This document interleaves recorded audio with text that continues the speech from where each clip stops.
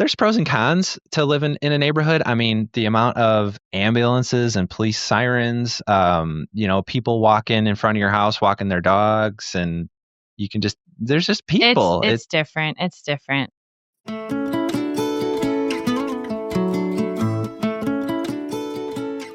From the Weston A. Price Foundation, welcome to the Wise Traditions podcast for wise traditions in food, farming, and the healing arts.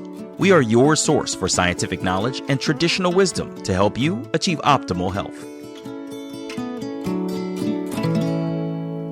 And now here is our host and producer, Hilda Labrada Gore. Hey, Hilda here. A couple once idealized homesteading until for a number of reasons it became evident that it wasn't the life for them. This is episode 549, and our guests today are Aimee and John Willis. John is now a full-time farmer for Vintage Meadows, and he and Aimee are a couple committed to real food and a healthy lifestyle, but it wasn't always that way. Raised in self-described fast food homes, both Aimee and John had health concerns that became their wake-up call. Aimee had ulcerative colitis, and John needed a pacemaker. I'll let them tell you the rest of the story. But suffice it to say, their lives and career trajectory has been full of twists and turns. This couple has pivoted time and time again, and somehow always landed on their feet. Their story and experience today just may be a testament to the resilience of the human spirit and an inspiration for you, especially when your household is nourished and full of great food and love. Before we get into the conversation, please follow this Wise Traditions podcast on the podcast app of your choice. When you click on subscribe or follow, it means you get immediately notified as new episodes are released, and there's no middleman. You can also download the Wise Traditions app directly to your phone on iOS and Android devices. Just put Wise Traditions Podcast in the search bar. And thank you so much for listening. We are grateful that you're a part of our family. This is Hilda Labrada Gore, and you're listening to Wise Traditions. Welcome to Wise Traditions, John and Aimee. Hey, how are you? Hey, Hilda. So glad you are here. Listen, you have the most interesting, crazy and joyful story, as you like to describe it, John. Tell us about the moment when you were about to buy your land to become homesteaders and you felt like everything was coming together and then suddenly it was falling apart. Yeah, absolutely. Well, we had this awesome opportunity to buy this land right down the street from us, and everything was coming together. We had support from the community, support from our family. I couldn't believe that it was actually going to happen, that we were going to get this land. And then I had this crazy episode with my heart. I already kind of knew that I had this problem, but I had this episode that really brought me. He has a pacemaker defibrillator implanted. He had it implanted in 2013. So he was living pretty healthy life. We made some changes. He bought some books about farming and got nicknamed Farmer John. We started going with it and then went to go buy this land. And right around that time, his defibrillator had shocked him. So we were in the emergency room, and it happened again in the emergency room, and we didn't feel comfortable in that hospital anymore. So we got transferred to like a big city hospital, and they were like, we don't know what's going on with you, but basically get ready for a heart transplant. Oh my gosh, wait a minute. So your own defibrillator or whatever you had inserted, that pacemaker thing you had implanted, was actually kind of going off in wrong directions. It was like shocking your body? Yes. It was a month apart. It happened. It was appropriate, though. I did need it. We just thought that was the life that we were going to be living. The doctor said this is just something that happens and you're going to have to deal with it. It happened August of 2016. He was told not to drive for a month. And then a month later, the end of September, he went to go drive and it happened again. Okay, so now you're in the emergency room and they're saying, get ready for a heart, or you're over in this other hospital and they're telling you, get ready for a heart transplant? Yeah, no joke. So here's what the doctor says, because I'm like, wow, like this is news. I had no idea this was coming, kind of. And they didn't even know we were getting ready to buy a farm. They didn't know nothing about our personal story. And I was like, well, what kinds of things can't do? Can I hike? Can I still like be my normal self? And he's like, well, some of the things you probably want to avoid, no joke, this is what he said. He goes, you probably want to keep your hands out of the dirt because there's a lot of things that can kill you in the dirt. And then the second thing, I'm not making this up. He knew nothing about our store. He goes, you probably want to stay away from like animal manure because that can kill you as well. And I was We looked at each other in the room and I went, What? we were in farm school. We had attended a school down south Illinois, and we were in farm school. we were all meeting farmers from we all were- over, and we were all in at this point. The land we were just, big ag, homesteading, all the I think we actually had to postpone our closing date because of all this. And, but we ended up getting the farm. It all worked out. So and no heart transplant. Did you have to stay away from the dirt and the animal manure? Like, did you buy what he was telling you? And yeah, what did you do next? no, I probably went home and fed my chickens and fed our donkeys and just kept living my life. I wasn't afraid. And you proceeded and you got the land? Is that right? Yes. Yep. We bought it. We listened to God. But what's interesting to me is you are among the few people I know that then later step back from that kind of lifestyle. Aimee, what happened? How long were you doing all the things on the farm when you realized this isn't going to work for us? Oh boy, how long did we have it for? So we always knew we've never had a forever home. The nickname, or people say, oh, this is our forever home. Well, we never felt like we had a forever home. We feel like heaven is our home. And so we had this land and we knew we were not going to stay there forever. So about 4 years in, 2020 comes along and I had started making sourdough bread and gifting it to every single one of our neighbors. And there was a lot of encouragement from everyone saying that I should sell sourdough. And I thought, there's no way I can sell sourdough. And he said, please don't turn our kitchen into a bakery. And she saw that as a challenge. And I said, well, can you buy me a 50-pound bag of flour? And he said, okay. So I have a picture of me holding this flour in our kitchen. And then he said, well, you're really good at cooking. We should cook the food from the farm because we work for a farm in Indiana. We should cook food for our community. And I said, well, we can't do that. How are we going to do that? And he said, well, we should start a food truck. So we kind of connected all the dots and decided that selling our land would be the only way that we could start a food truck. So we decided to sell our land because we knew in the future we would have another homestead. What a neat way to get food to the community, because all along you've wanted to nourish people well. By the way, where did this approach to food and your food ethos come from? Okay, I like this part. So 2013, that's when John had his diagnosis of his dilated cardiomyopathy. He had almost fainted. I'm a licensed hairstylist. I was cutting his hair in the bathroom, and he said he felt kind of funny, and he started to lose his sight and his hearing, called 911, and the ambulance came, and we went to the hospital. They said you had no choice but to get a defibrillator, pacemaker implanted.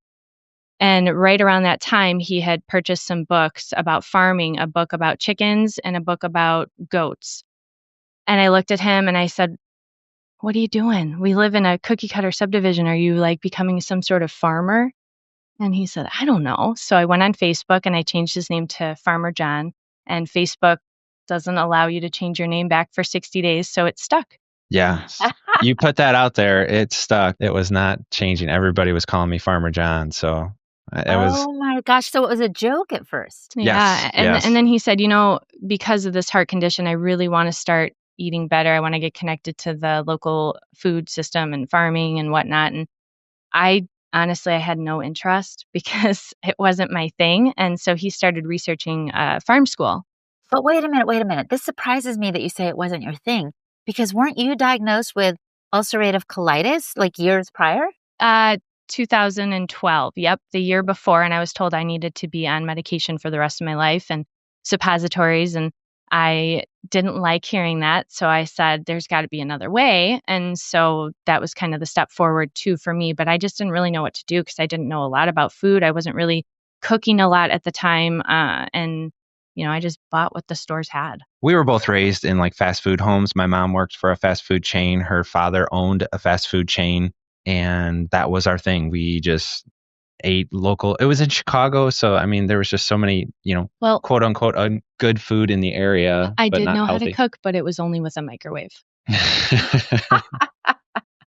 Oh my gosh, you guys have been through so much. So you both had these crazy health diagnoses. You both were getting little kind of seeds planted in you that something needed to change, right? And so it got to the point where you got this land, but then you decided, okay, let's not do the land, let's do a food truck. So you sold the land. Yeah, we had the land for about 4 years, and we got to do all sorts of amazing things. We got to breed a It rare was so fun. heritage breed of hogs. We were breeding hair sheep. We had miniature donkeys, chickens, Well, goats. We had everything. It was like an Airbnb for a petting zoo at one point. Yes, we hosted somebody needed a petting zoo. They were getting kicked out of where they were staying, so we had them over. I mean, it was wild. That story was so fun. That is so crazy. And don't you have like a passel of kids? Yes, we have 5 kids. That's how we named our food truck, Handful Bread Co. Oh my gosh.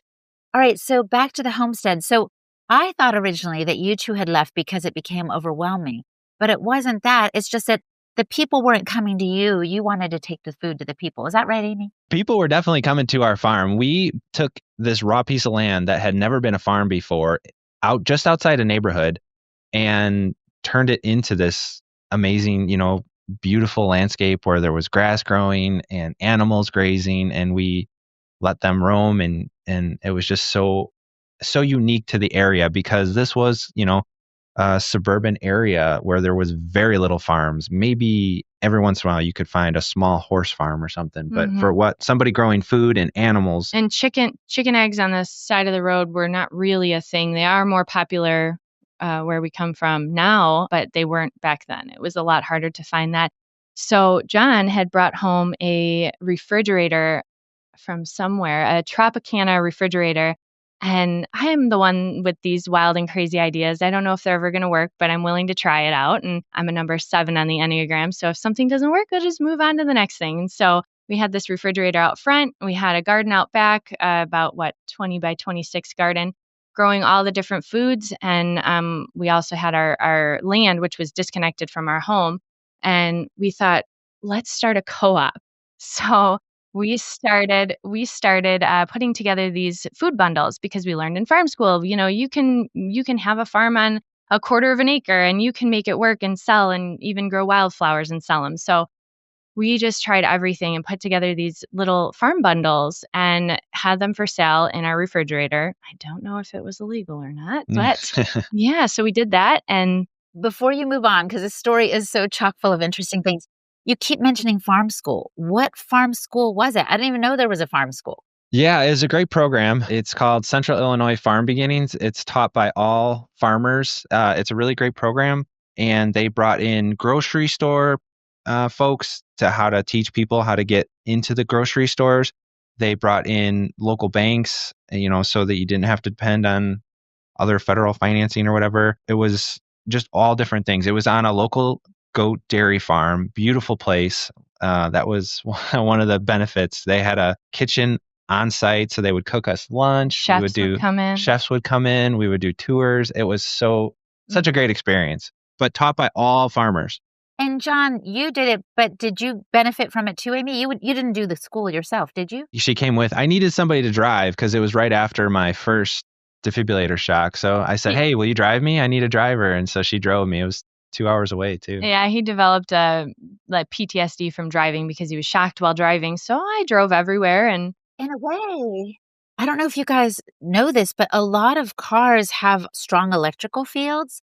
And so I think that PTSD was warranted not just because of your experience, John, but because maybe that had something to do with provoking that extra shock. I believe I believe it. Every time I get in the car, especially it's calmed down a lot now, but in those early moments, if I felt like something was wrong every time I got into a car, I felt like something was wrong. And I've read that before about the EMF and high speeds, and especially you can even imagine electrical cars. But anyway, yes. Avoid the Tesla. But anyway, so you both came from these fast food homes.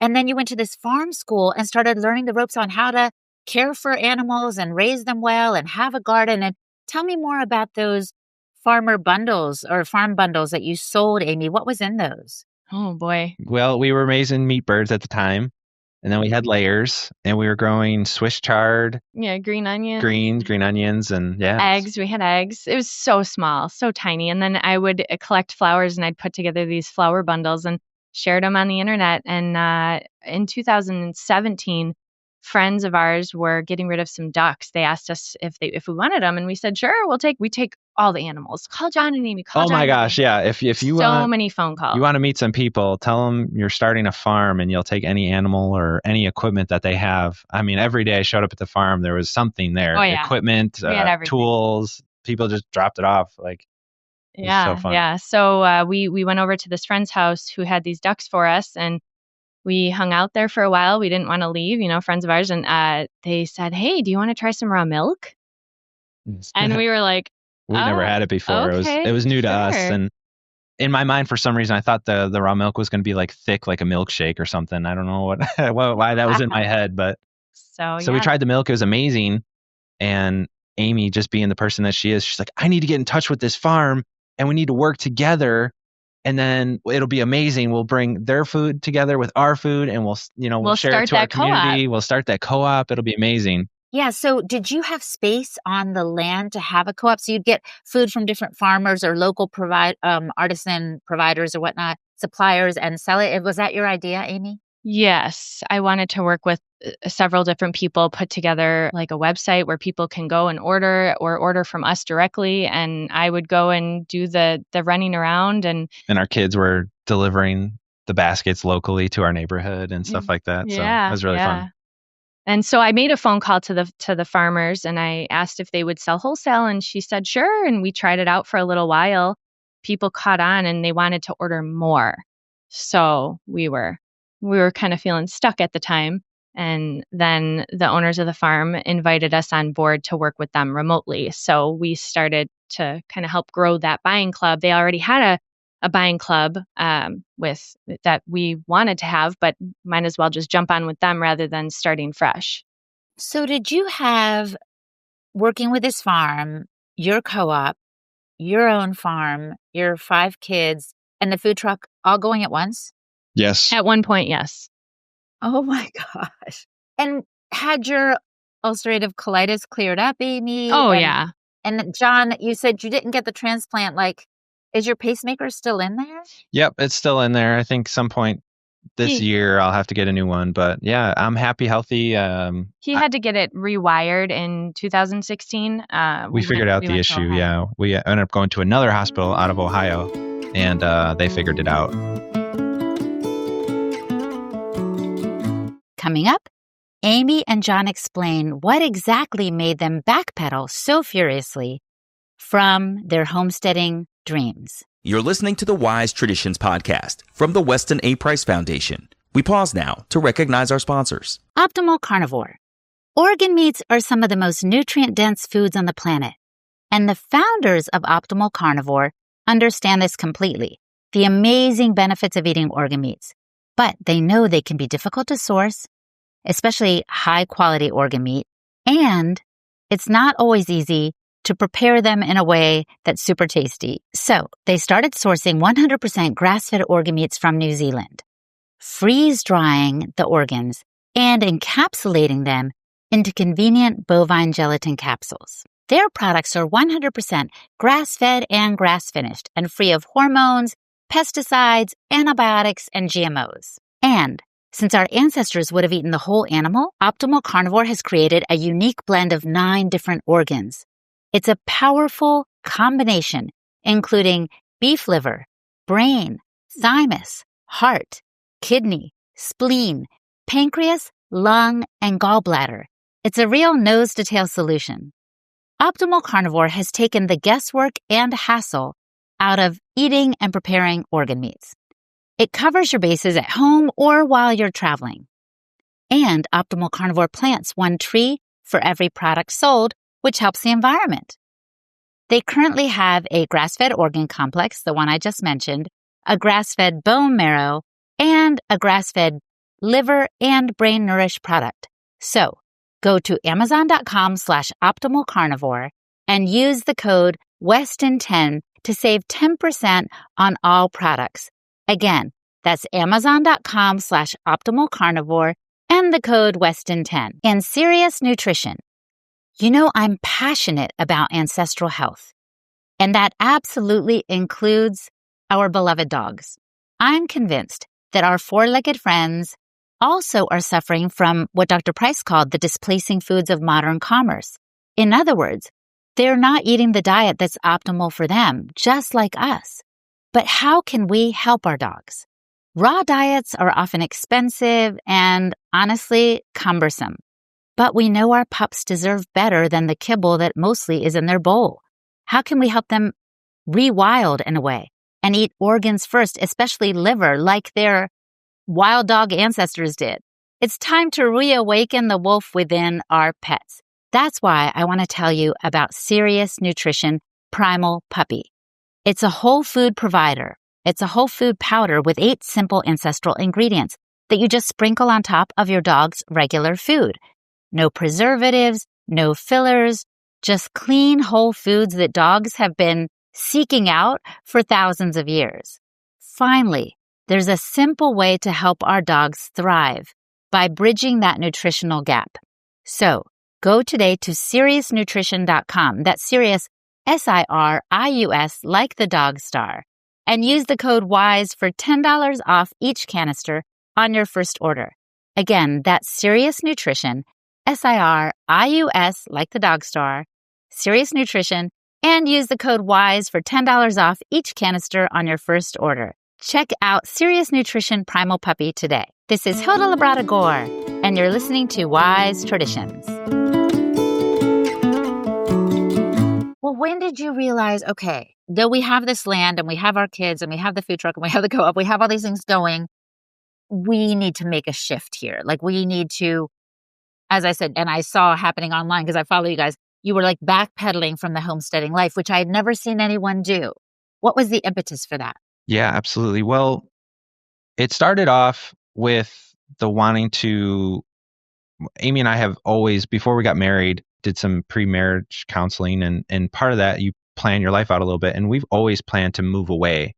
And so when we talked about moving and possibly leaving our family and friends, community, all that, I was like, there's no way I'm leaving unless it's 40 acres or more. Mm-hmm. And then, so we started looking, and obviously real estate land is crazy expensive. And so I was like, okay, we'll settle for nothing less than 20 acres. And then, well, okay, we're looking, it was 10 acres, and then it was 5 acres, and then it was down to 3 acres. Like, we'll just take anything. We'll just take anything. So we ended up getting a 3-acre lot out in Indiana after crazy real estate market of looking for land, looked at 50, 60 houses. The area that we live in is heavily Amish. So their need for the land is felt much greater. So they're willing to pay more, and because they need land for their horses. And One time we were outbid by $100,000. $125,000. Okay. So By an Amish person? Mhm. yes, And it was yes. cash. Oh my gosh. I don't understand. I didn't realize that, because I guess they also have large families, right? And Yes. so maybe they're wanting more for their children and their children's children and their horses. And the horses need at least 3 acres. It cannot be any less. So we found a spot. It was beautiful. 1,500 square foot A-frame home with Yes. 7 people. So we had some woods, we had some grass, trees, put a big garden in. We moved in. It was great. Put our food truck in a shop and moved in. And then like a week later, we went back out to that food truck in our shop, and the whole entire thing was covered in mold. And then that same week, inside the house, we found that there was black mold in the house. So we basically had to move out of the house into an RV that we were living in through like transitional while And we were. it was during the winter, so it was end of October, November, December is when we lived in the RV in our driveway. Oh my goodness. You must have been so disheartened. A little bit, yeah. It was hard, but beauty came from it. Aimee, we got it. We had it remediated, professionally remediated. We demoed it. People came in and started blessing us and showed up in big ways. It was so awesome. This new community that we moved into really just picked us up and just loved on us. It was amazing. Mm-hmm. And so we demoed the house, remediated, and then we're like, okay, we're broke. I don't know how we're going to do this. I'm not like a carpenter, home improvement kind of guy. It's not my favorite thing in the world, but Aimee loves it. So she started picking up tools and just started rebuilding our home and putting up trim and wood and flooring, redoing our stairs. And we really turned this place into a beautiful homestead. I mean, gardens everywhere, chickens out in the chicken tractor, our kids are moving them across grass. We were breeding or incubating eggs and Guinea fowl. Oh, it was so fun. yeah, a lot of fun. We were just getting ready to have some more animals. We had elderberries out front. Yeah, we were just getting ready to get some more animals, get some pigs out in the woods. And then we had this feeling, this change of heart that, you know what, I think it's time for another change. This was almost like a test. This was a season. This was a phase. And now, so we were like, okay, so we sold that house, went back to market, looked through 30, 40 houses, couldn't find anything. Our search range kept getting wider and wider and wider. The demand for homesteads everybody wants land right now. We couldn't compete with that. We couldn't afford it. We had 5 kids, we had bills. And so we ended up finding this beautiful home in a neighborhood, and I didn't want it one bit. She walked in and started crying and said, "This is the most beautiful house I ever seen." It was an HOA subdivision. Yes. And this is the thing. For some people, that would be the antithesis of the homesteading lifestyle. Like, what? You're moving into a place where there's this home ownership association that tells you you can't plant something out front that's edible. It has to be just green lawn and flowers. So I can see why it might have not been exactly what you were expecting, John. I said, if he wasn't a farmer, I probably would be struggling with that a lot more, but we're on the farm all the time for work, and we feel like that was the compromise. That was okay. Because you were still associated with, is it called Vintage Meadows? The farm that initially was part of the co-op, right? Yes. Mm-hmm. Okay. Yeah. And you realized, oh, this is one way we can stay connected Right. with Yeah. the land and with what we feel passionately about. Yes. The food truck went by the wayside. Yeah, we ended up selling that. It was really sad. That was a hard season to let that go too, because so much love. And we used all local vendors. All of our food was local. We used all organic ingredients. We deep fried with lard. It's so fun. It was Oh so my fun. gosh. And I would love to see a chain of that kind of food truck like across the US right now. We did an event for the Children's Health Defense back in Illinois, and it was a huge success. It was great.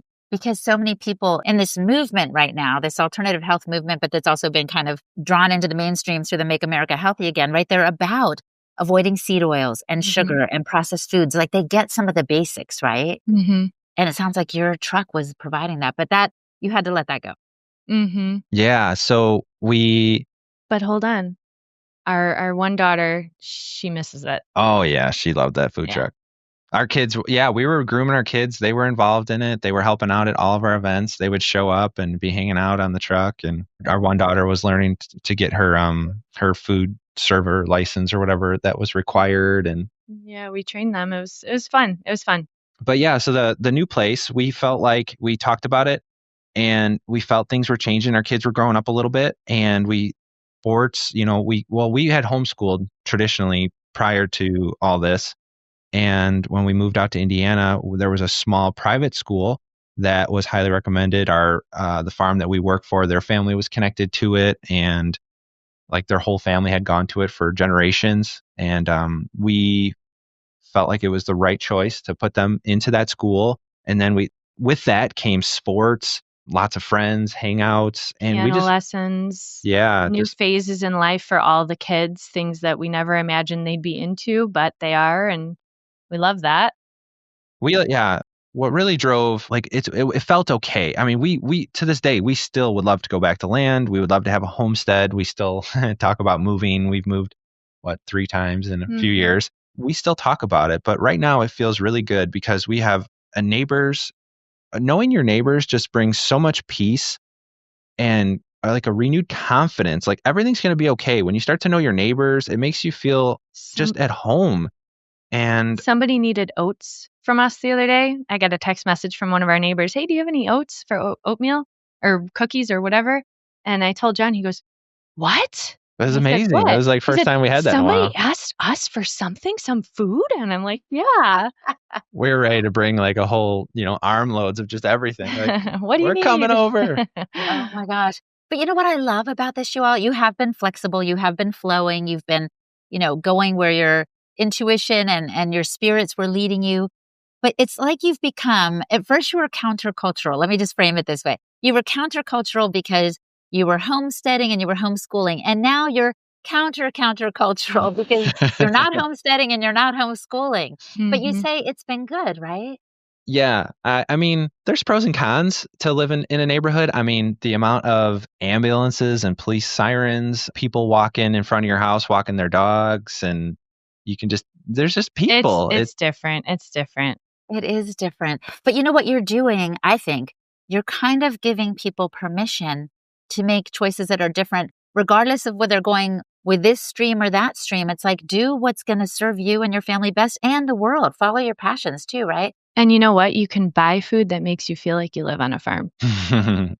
Mhm. Now we live on a very peaceful lot. I mean, we have this beautiful, healthy, flowing creek in our backyard, so that brings all sorts of nature. We have deer, wild turkeys, swans. There's this natural Yeah. swan population in our area because of the St. Joe River, extremely healthy water body, and that connects to our creek.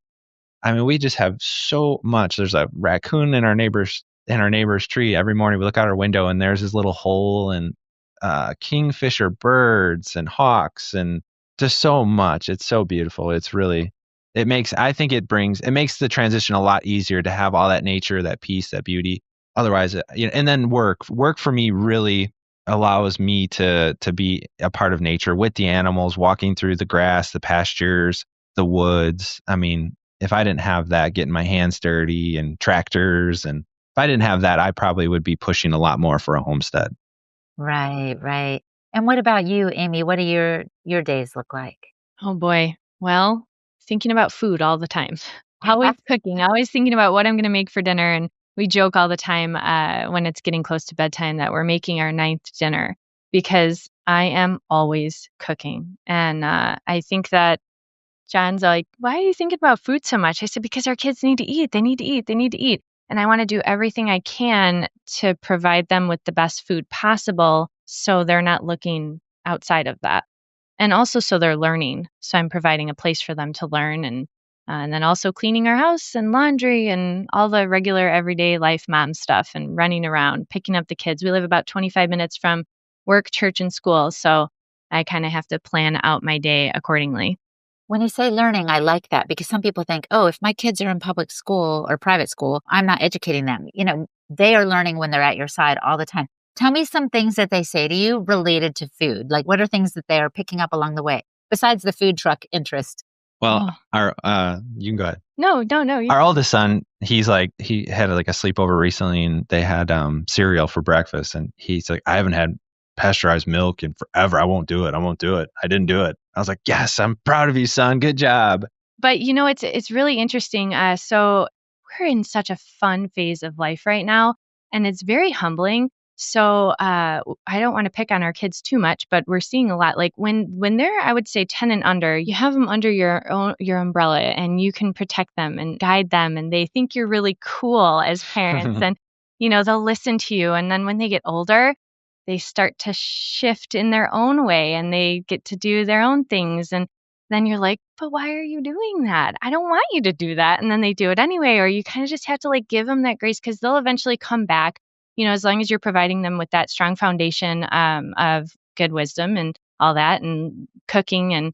But if they ask for money for Taco Bell, you kind of just got to go, okay, whatever, and it's a part of life, and they're going to be with their friends and they're going to do what they want as long as you give them a lot of grace and just, again, be who you are as parents, but don't be overly bossy and overly controlling. Like our oldest son, he is learning about his skin. He's, going through some skin trouble right now, not majorly, but he had discovered that tallow is good for your skin all on his own. And he's like, Mom, did you know tallow is like good for your skin? And I'm like, oh, where did you hear that? And he's like, oh, I heard that I should potassium max. And I was like, what's potassium maxing? And he's like, well, potassium's really good for your skin. And you can find it in these foods and coconut water. And I'm like, wow, that's really interesting. So, every time we go to Costco, we buy coconut water for him. And our daughter loves cooking, loves being in the kitchen, and she wants to go to culinary school one day. So it's really cool to just watch them grow up and be their own people, be their own person. That's so beautiful. And it's so interesting to me that you went from a hairstylist, Aimee, to basically a chef Mhm. and a mom who's taking care of her children in such a beautiful way. And I want to hear a little bit now more because I'm thinking about careers a little bit. John, so you literally embodied Farmer John, what started as a joke you're doing at Vintage Meadows. This isn't a controlled animal feeding operation kind of farm, is it? Yes. Vaccinate. No, I'm totally kidding. It is amazing, beautiful. It's a beautiful farm. We raise grass-fed beef, and we have amazing pastures. The northern Indiana days can just be so beautiful, spring, summer, fall, and winter. And so I've been really enjoying that beauty. But we also raise pastured hogs. So they're out on pasture. We move them every day, and grass-fed beef. But then we partner with a bunch of other farmers. And we also do little bits of chicken and turkey too, and just for fun, because the owners of the farm just love homesteading and doing their own thing as well. So there's always something fun and exciting on the farm. We have fermented foods. We have soy-free eggs. We also have sourdough. And that was a really cool opportunity for me, if I could share that. John, I got a call actually. Did I get the call? I got the call from our baker, an Amish woman, and she said, "Hi, I wanted to know if you were available to teach me how to make sourdough. Your husband volunteered you." And I was like, "Oh, okay. Sure, I guess." And I really didn't have anything to say other than okay.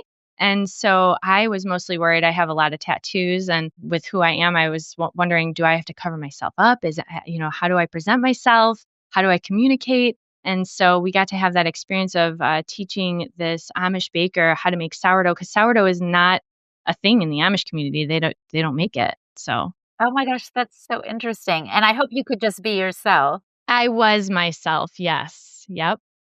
What I love about Aimee is she's just an artist at heart. So the food truck, farming, hair, all those things are just because she's so creative and she just loves those outlets. So I just think that's what's super special about her, is that she is, whatever she does, it always is it could just be so simple and basic, but she just takes it and just beautifies it. Or just, it's so interesting to watch her just take it and just run with it. And it just always turns out so amazing. Well, I think there's a parallel between that and being on a farm, a regenerative farm like the one you described that Vintage Meadows is.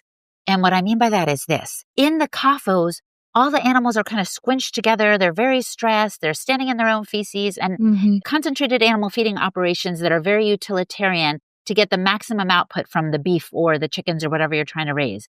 So it's just very systems oriented and really with the outcome in mind and not the method. But on regenerative farms, you're letting animals, as Joel Salatin says, express their creativity in their own way. The pig wants to use his little snout to burrow and plow things, right? And the cow wants to graze freely, not be standing in its feces. So there's something kind of artistic and beautiful in that too. Absolutely. Yeah, I get to witness that every day. John also likes to talk to the cows. Yes. I give them voices. We sing karaoke together. They understand it's fun. That is so beautiful. Well, you two are an amazing, beautiful pair. I'm so glad you shared your story with us. I think it's going to inspire and encourage people, whether they're homesteading or not, whether they're living in the suburbs and whether their kids go to public school or private school, or if they homeschool. You've shown them that lots of options are available. And now I want to pose to you at the end here the question I love to pose at the end. If the listener could only do one thing to improve their health, what would you recommend that they do? Yeah, absolutely. Well, I'll go first. I think get some people in your lives. I feel that when we're connected, where we're together, doing life together, I personally feel so much better health-wise. Just, yeah. To have people. Surround yourself with community. Get to know your neighbors. So that's what I would say. That's beautiful. What about you, Aimee? I say be open to change. Just be willing to change, because if you stay in one spot and you're not willing to change, I feel like you're just not going to grow. And when you grow, you see so much beauty come from that. And just change your mind, change where you're living, change whatever comes your way. If you are open to change, good things can come. Wonderful words to end on. Very inspirational. Thank you, Aimee and John, for being on the show. On behalf of the Weston A. Price Foundation, we are grateful. Thank you, Hilda. Thank you for having us. Happy to be here. Our guests today were Aimee and John Willis. You can check out their website, vintagemeadows.farm, to learn more. And I am Hilda Labrador, the host and producer of this podcast on behalf of the Weston A. Price Foundation. You can find me at holistichilda.com. And for the transcript for today's episode, visit our website, westonaprice.org, and click on the podcast page. And now for an Apple Podcast review from Pangia81 saying, I love this podcast. This podcast continues to help me understand my health and how important the correct foods and practices are to my daily life. I am an avid listener and a member. Thank you for continuing to bring me this information. Oh my gosh, it is our pleasure. Thank you so much for not only listening, but becoming a member. Everyone is invited to become a member. Just go to westonaprice.org, click on Become a Member Now. It's only $30 for the year. I can't believe how little that is. And you use the code POD10 so you can make sure it's $30 and not $40. But the bottom line is you get a quarterly journal. You get to be a part of behind-the-scenes podcast interviews, and you have the satisfaction of knowing you're supporting our mission of education, research, and activism. And thank you so much for listening, my friend. Stay well, and remember to keep your feet on the ground and your face to the sun. On behalf of the Weston A. Price Foundation, thanks for listening. We have many free resources to support you on your health journey. Visit westonaprice.org to find podcasts, articles, videos, and more. You can also find a local chapter near you for help in finding sources of great food. We invite you to support the Foundation's mission of education, research, and activism by becoming a member. Thanks again, and take care. Wise Traditions is a project of the Weston A. Price Foundation for wise traditions in food, farming, and the healing arts. The content on this podcast is provided for informational purposes only and is not intended to substitute for the advice provided by your doctor or other healthcare professional. It is not intended to be, nor does it constitute healthcare or medical advice.